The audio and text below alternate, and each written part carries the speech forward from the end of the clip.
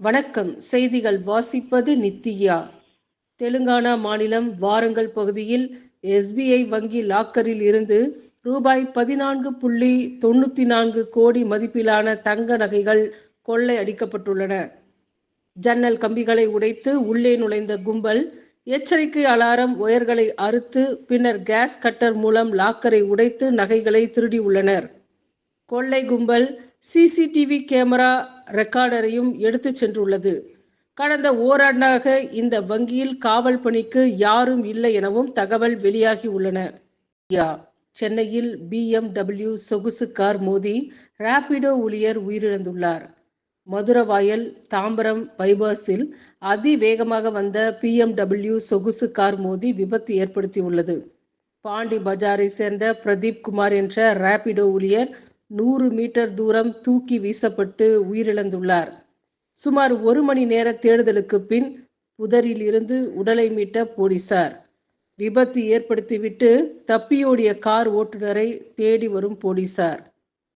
பாம்பனில் மேக வெடிப்பு சென்னை வானிலை ஆய்வு மையம் தகவல் வெளியிட்டுள்ளது. ராமநாதபுரம் மாவட்டம் பாம்பனில் மிக குறுகிய இடத்தில் உருவான வலுவான மேகக்கூட்டங்கள் காரணமாக மேக வெடிப்பு நிகழ்ந்துள்ளது. ராமேஸ்வரத்தில் 41 சென்டிமீட்டர் மழை பதிவாகி உள்ளது.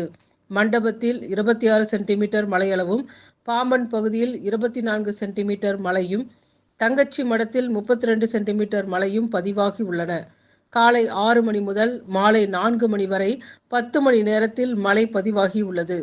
தென் தமிழகத்திற்கு ரெட் அலர்ட். தென் தமிழகத்தில் இன்று ரெட் அலர்ட் எச்சரிக்கை விடுக்கப்பட்டுள்ளது. மிக கனமழை முதல் அதி கனமழை பெய்ய வாய்ப்பு உள்ளதாக வானிலை ஆய்வு மையம் தெரிவித்துள்ளது. ராமநாதபுரம், திருவாரூர், நாகை ஆகிய மாவட்டங்கள் மற்றும் காரைக்காலுக்கு ரெட் அலர்ட் எச்சரிக்கை விடுக்கப்பட்டுள்ளது. கிருஷ்ணகிரி மாவட்டம் ஓசூர் நீதிமன்றத்தில் வழக்கு விசாரணைக்காக ஆஜரான வழக்கறிஞருக்கு அரிவாள் வெட்டு. சம்பவ இடத்திலேயே இரத்த வெள்ளத்தில் சரிந்த வழக்கறிஞர் உயிரிழந்தார். இச்சம்பவம் அப்பகுதியில் பெரும் அதிர்ச்சியை ஏற்படுத்தியுள்ளது. இரு மாநிலங்களில் இன்று வாக்குப்பதிவு. மகாராஷ்டிரா மற்றும் ஜார்க்கண்ட் மாநிலத்தில் வாக்குப்பதிவு தொடங்கியது. மகாராஷ்டிரா மாநில சட்டப்பேரவை தேர்தல் வாக்குப்பதிவு காலை 7 மணிக்கு தொடங்கியது. 288 இடங்களுக்கும் இன்று ஒரே கட்ட தேர்தல்.